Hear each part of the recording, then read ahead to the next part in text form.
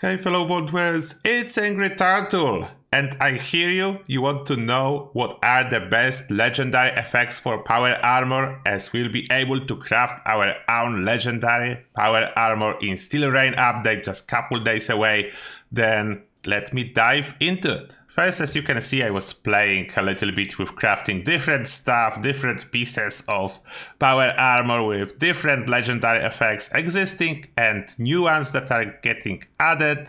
And then, based on my experience after testing some of the new effects and old effects, I made some lists that I will show you, and I will as well explain what is there and why other effects are missing that you would probably expect to see. Then let's jump into the list. Here's the handy table for you that I just prepared for this presentation, and let me explain why this list look like it's look like. And important here, if you want to use something different that's not on the list, you still can do it. It just, in my opinion, it's not top effect. It doesn't mean it's not useful. In some specific builds, you can use something that's not even listed here, but for the general purpose, most people will be using one of those, if they can get it, because yeah, it's random stuff, you know, the lottery system to get them. Then let's start from first star. Number 1, Overeaters, 6% less damage with each piece, overall less damage taken.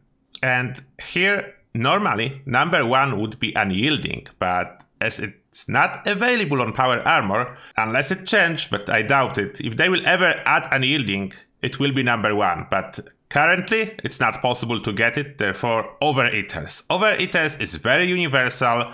All you need to do, make sure your food bar and thirst bar is full, and with full set of legendary power armor, you will benefit of 30% resistance to all damage sources, what's huge in case of power armor.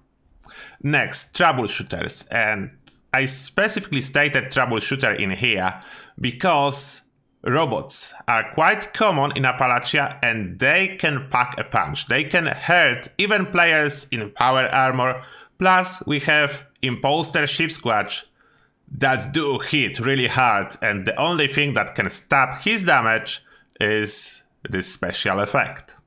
Next, on third place, Auto Steam, but I mark in here that only one piece.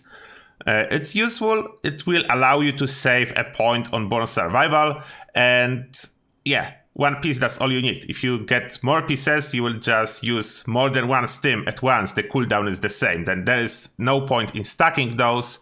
And number 4, any enemy specific, like you can even do the mix, as it's still helpful, but not perfect. Unless you are going for PvP, then of course you want Assassin, specifically full set of Assassin. And you probably want to ask me, why not Bolstering? Why not Aristocrats? Why not Vanguards and stuff like that? Unfortunately, the bad news is damage resistance and energy resistance that those effects grants barely even matter in case of power armor. Then it's not really worth it. You can if you need to, if you really want to, but it's not really worth it. All those other effects are just better. Next, the second star. Here I think I put on number 1 increase action point refresh speed, although I should mention in here that most likely you don't need full set with AP refresh. Therefore I will put a mix of whatever you feel like you need on the second place, regardless how I put it in order in here. I really like what I put on the second place: extra poison, fire resistance, and cryo resistance. Poison, of course, number 1 from resistances, then fire resistance really useful, and cryo at this moment not really useful unless you are doing PvP, but for the future proofing, you can get some cryo resistance now. And if ever in the future Bethesda add more enemies that can deal cryo damage, you will be prepared. Then that's why I put all those 3 resistances in here, because none of those you can get from your armor. Like the base value is always 0, unless you have legendary perk, or use some specific food or magazine, or you have this effect on second star. Then that's why it has a good value for power armor. After that, damage resistance from explosions, I put it as number 3 because we already have a fireproof perk under endurance that works great for this purpose, and when you are wearing power armor, there is not too many explosions that can still harm you. There are legacies, but if you are losing legacy, even if you will have a full set with less damage from explosions, it will not save you anyway. Then that's why it's number 3. As mainly if you really want it, it will allow you to skip fireproof. And yeah, and that's about it. After that, number 4, hunger and thirst, going 10% slower. The reason I put it in here is good synergy with overeaters. That is a best prefix.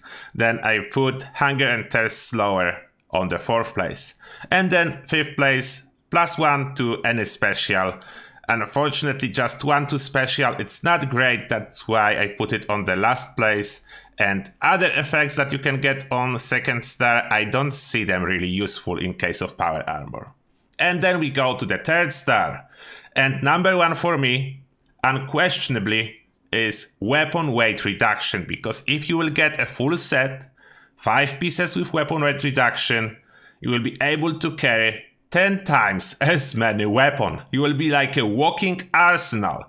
What's really fun and really useful to have all those weapons all the time on you available. Then I see it number 1, although if you want to minimize damage taken, there is a Sentinel Effect, 75% chance to reduce damage by 15% by standing still, and this will make you even more insane tank as long as you are not moving from a place. Or if you are melee, I put on the 3rd place Cavaliers, what will reduce damage while sprinting.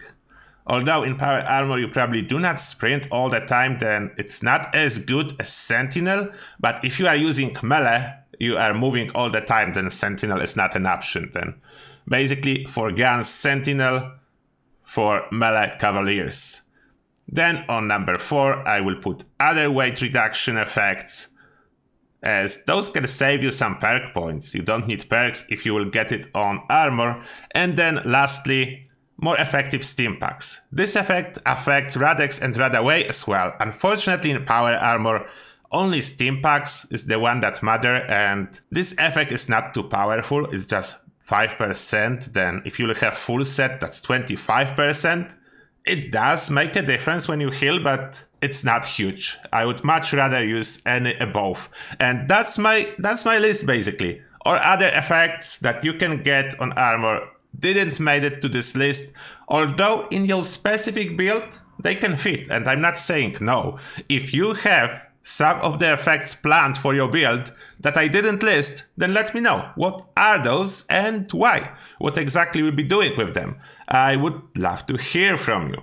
This is what I will be looking for, and this is most likely what market will be looking for when you will be trading your power armor pieces, as regular power armor pieces are tradable even after making them legendary. Then that's a tip for you. You can trade them. Don't toss away a good set if you don't want to use it yourself. It will be worth a lot in case you get Overeaters, AP Refresh, weapon weight reduction, and you don't want Overeaters.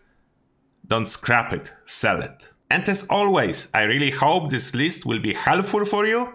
And now, thank you a lot for watching, and see you all in the next one.